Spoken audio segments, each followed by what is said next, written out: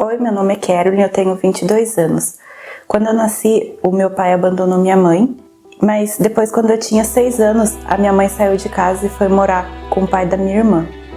Então, eu fiquei sozinha junto com a minha avó e eu me sentia a pior das minhas primas, dos colegas de escola. Eu me sentia excluída deles. Na hora do intervalo, eu nunca ficava perto deles porque eu achava que todo mundo era melhor do que eu. As pessoas sempre me chamavam de um monte de coisa, de gorda, de feia, jogavam as coisas em mim. Eu sempre coloquei dentro da minha cabeça que ninguém nunca ia gostar de mim. Quando eu tava com 12 anos, eu comecei a pensar em me matar, que eu achava que eu nunca ia ser feliz, que eu não ia fazer falta pra ninguém. Mas com 13 anos eu comecei a me cortar, porque eu queria aliviar aquela dor, aquilo que eu tava sentindo dentro de mim. Eu passei a me cortar cada vez mais. Os cortes que eu fazia estavam cada vez mais profundos. Eu cortava os 2 braços, as 2 pernas, a barriga. Eu achava que não tinha jeito mais pra mim. Eu ouvia vozes falando na minha cabeça que era melhor eu me matar, porque eu nunca ia ser feliz. Eu queria gritar pra todo mundo, pedir ajuda, só que eu não conseguia, porque eu pensava que as pessoas iam me julgar, que iam falar que eu tava louca, que eu queria chamar atenção. Então eu não falava nada pra ninguém. Os poucos amigos que eu tinha, eu fui me afastando deles, porque eu coloquei dentro de mim que a qualquer momento eu ia me matar. E eu não queria que nenhum deles ficassem tristes por causa de mim. Eu queria que eles me odiassem. Eu odiava minha mãe por ela ter ido embora, ter me deixado com minha avó. E eu odiava minha avó também, porque eu achava que o motivo da minha mãe não ter ficado com meu pai era por culpa da minha avó. E a única pessoa que eu amava era o meu pai, porque eu pensava que ele era uma vítima como eu. Eu pensava que a culpa dele ter ido embora era da minha mãe, da minha avó, menos dele. Com 14 anos, eu queria mudar o meu corpo, eu queria me sentir bem comigo mesma. Teve uma vez na escola que uma menina ela falou pra mim da prima dela que ela tinha forçado vômito pra emagrecer. E eu fui, quando eu cheguei em casa da escola, eu forcei e desde então eu comecei a fazer aquilo sempre. Eu chegava em casa, comia e depois eu ia e forçava vômito, e era assim todos os dias. E eu vi que aquilo estava fazendo eu emagrecer, que aquilo estava funcionando para mim. Eu tinha um Tumblr que tinha umas pessoas que tinha anorexia e bulimia, e eu comecei a conversar com aquelas pessoas, entrar em grupos, e eu conheci a anorexia. Eu comecei a diminuir a comida. No começo eu só comia na hora do almoço, eu comia pouco. Só que depois eu vi que eu podia fazer mais. Então eu comecei a ficar sem comer por um dia. Depois eu comecei a ficar 2 dias, 3 dias e eu fui aumentando. Aí que eu conheci a história da Anaí. Ela ficou 11 dias sem comer nada. E eu achei aquilo incrível. E eu falei, se ela conseguiu ficar 11 dias e ela emagreceu tanto, então eu também vou conseguir. Eu fiquei 7 dias sem comer nada, só tomava água. Eu comecei a passar mal, eu pensei que eu ia desmaiar, minha vista embaçou tudo, eu fiquei tonta. Eu fechei os olhos, eu coloquei a mão na parede e eu falei, eu não posso desmaiar agora, porque se eu desmaiar todo mundo vai saber que eu tô sem comer, vão me levar pro hospital e eu vou ser obrigada a comer depois, porque vão ficar de olho em mim. Foi aí que eu decidi que eu ia comer alguma coisa naquele dia. Eu comi com vontade de chorar. E era assim todas as vezes.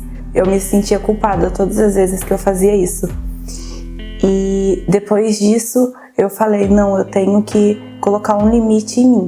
Eu vi que o máximo que eu conseguia ficar sem passar mal era 4 dias. Então, era isso que eu fazia sempre. Eu ficava 4 dias sem comer e depois eu só comia ou umas 3 bolachas, alguma coisa assim. Depois eu continuava ficando sem comer. Eu via que eu tinha emagrecido, porque cada vez os números estavam menores, eu sentia todos os meus ossos, só que quando eu ia me olhar no espelho, eu me via como se eu tivesse 15 quilos a mais. E isso que me incomodava mais, porque eu queria me olhar no espelho e ver que eu estava magra, que eu tinha emagrecido, só que eu não me via. Então isso fazia com que a cada vez mais eu quisesse emagrecer mais e mais. Todas as vezes que eu comia, eu ia e contava para as meninas dos grupos que eu tinha de anemia e eu falava o que eu tinha comido e elas me chamavam de porca gorda, me chamavam de inútil, de fracassada, e aquilo fazia com que eu me empolgasse ainda mais para ficar sem comer para emagrecer. Eu me sentia bem todas as vezes que elas me chamavam dessas coisas. Aí o meu blog, ele passou a se tornar um blog de anemia, que é anorexia e bulimia. E todas as meninas que eram assim, tinha até alguns meninos também, eles passaram a me seguir e sempre perguntar um monte de coisa pra mim, porque eu já sabia todas as siglas, dietas, tudo que tinha a ver com anorexia e bulimia eu entendia. Então sempre vinha um monte de perguntas pra mim, eu comecei a ganhar muitos seguidores. Eu ia dormir todos os dias meio-dia e acordava 8 horas da noite e ficava sempre ali na frente do meu blog. Com isso, me ajudava a não comer também, porque o horário que eu ficava com mais fome era durante o dia, então como eu estava dormindo, eu acabava não comendo. Depois disso, eu tentei me matar pela primeira vez. Eu tentei me enforcar, só que minha avó entrou no quarto e na hora eu joguei tudo e fingi que não tinha acontecido nada. Teve um dia de madrugada que eu fui na cozinha, eu peguei uma faca e eu fui com força em direção ao meu coração, uma força sobrenatural que na hora eu não entendi o que estava acontecendo. Quando ela chegou perto do meu coração foi como se alguma coisa tivesse parado, a mão de alguém tivesse parado aquela faca. Aí eu larguei, voltei pro meu quarto e comecei a chorar, porque eu falava que eu era uma inútil que não conseguia nem se matar.